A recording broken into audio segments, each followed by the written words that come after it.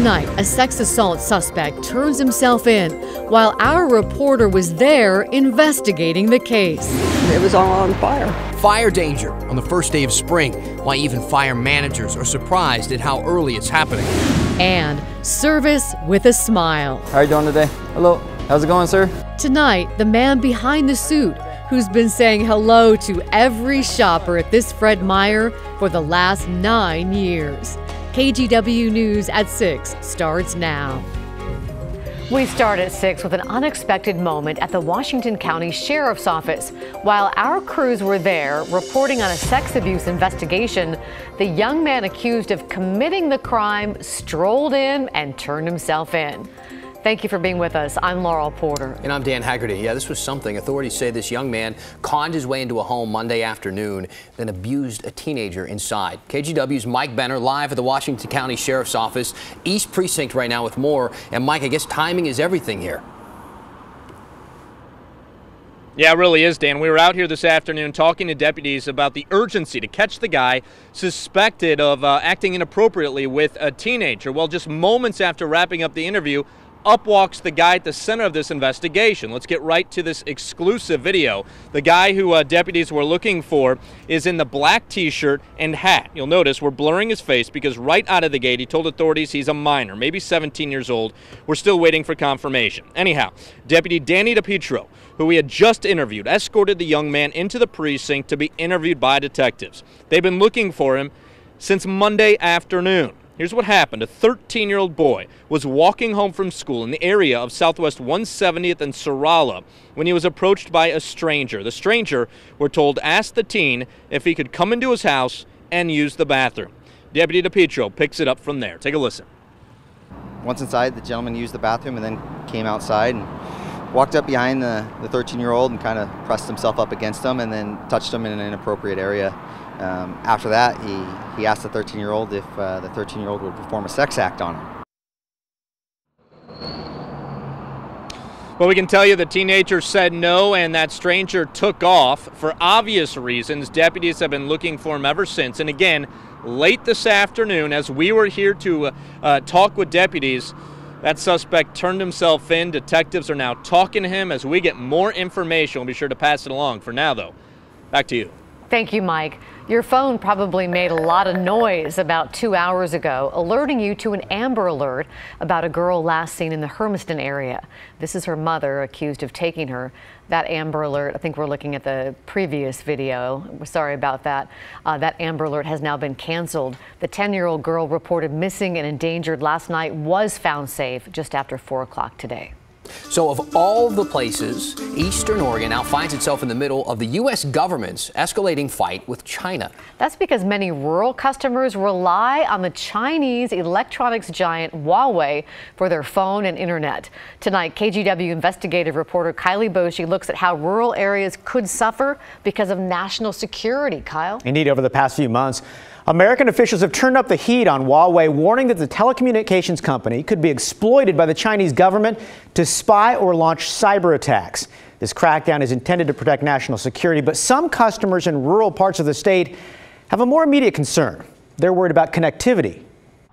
Hermiston, Oregon is an awful long way from Shenzhen, China, or Washington, D.C.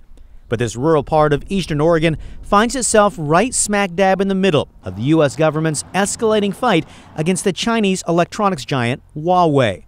That's because Eastern Oregon Telecom, which is based here and serves roughly 4,000 local customers, relies on Huawei equipment to provide phone and internet service. It's better equipment, it's easier to use, it lasts forever, and it's cheaper than anything else that's out there. Joe Fresnel, the chief executive at Eastern Oregon Telecom, signed up to use the Chinese giant's equipment almost 5 years ago.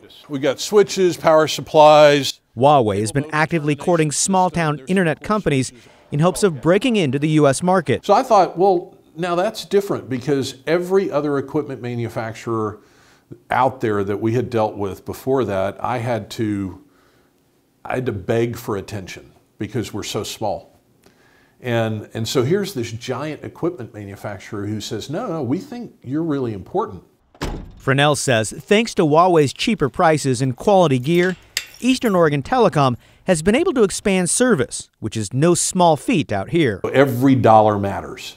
Every dollar matters. But Eastern Oregon Telecom and other small regional carriers who rely on Huawei fear they may have to rework their systems because of the U.S. government's crackdown on Chinese telecoms. I think China writ large is the most significant counterintelligence threat we face. In January, intelligence officials and lawmakers suggested telecommunications companies like Huawei and ZTE could be exploited by the Chinese government to spy or launch cyber attacks. How many of you would use a telecom product made by Huawei and ZTE?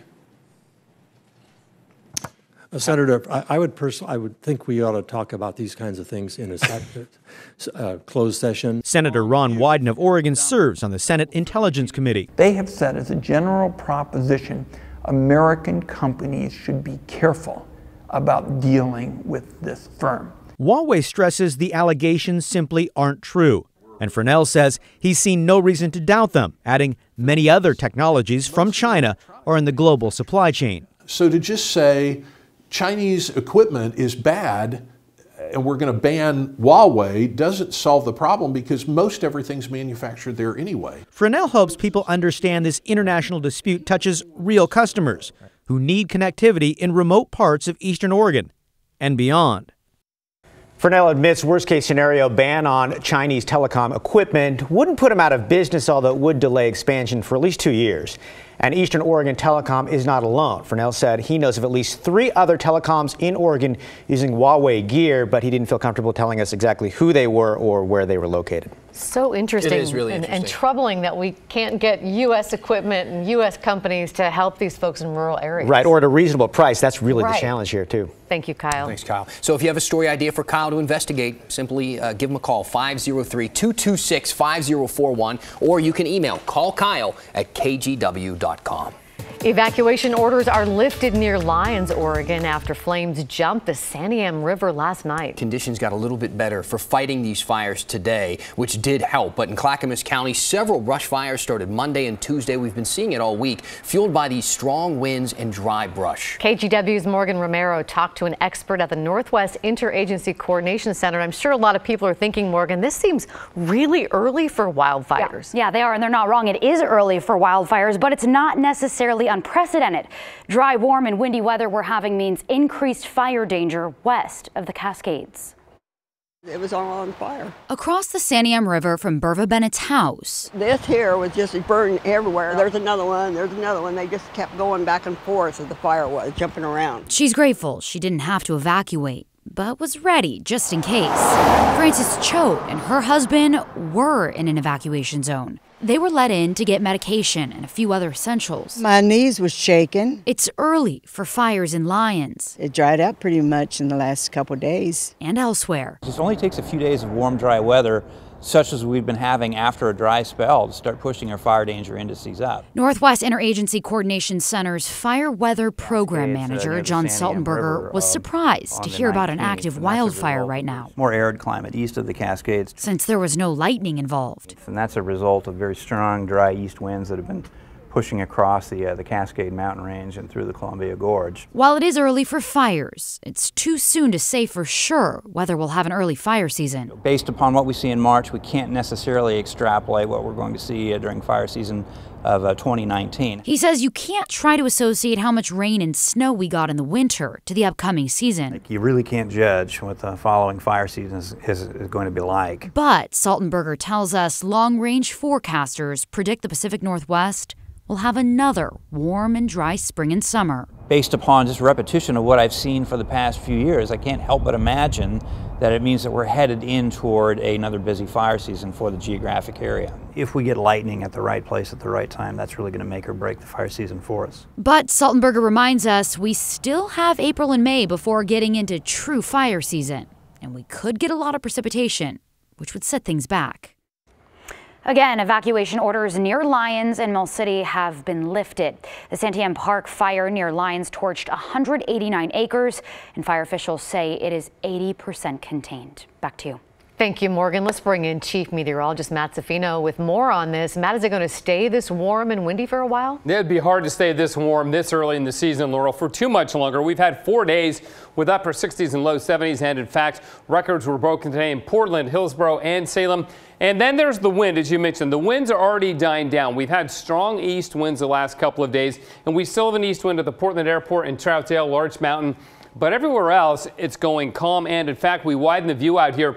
We now have southwest and westerly winds on the coast and in the valley. That's an indication that cooler air is already working its way into the Willamette Valley, except in the Portland area. But these east winds will end and the southwest winds will overtake it, and that means cooler days ahead. And in fact, not only cooler, it'll be dry tomorrow, but not on Friday. We've got pretty good soaking on the way. So this early flare-up of wildfires is likely to be just that, an early and isolated flare-up as we go into cooler and wetter weather for the next 7 days. Back to you.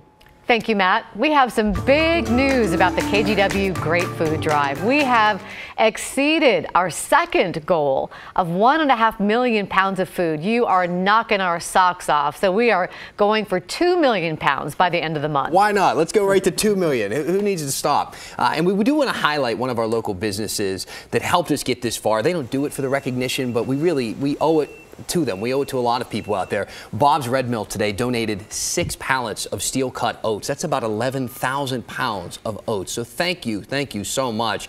Now, you don't need to donate 11,000 pounds of oats to help out here. All you have to do is something simple, like buy any Tillamook products. They'll donate a portion of the proceeds to this. You can donate food directly to any local Toyota dealership, or give cash at Rivermark or on kgw.com/food drive. And if you can, we'd love to see you stop by the Cedar Mill Safeway from 4 until 6 p.m. on Friday to donate in person. Of course, we hope to see you there.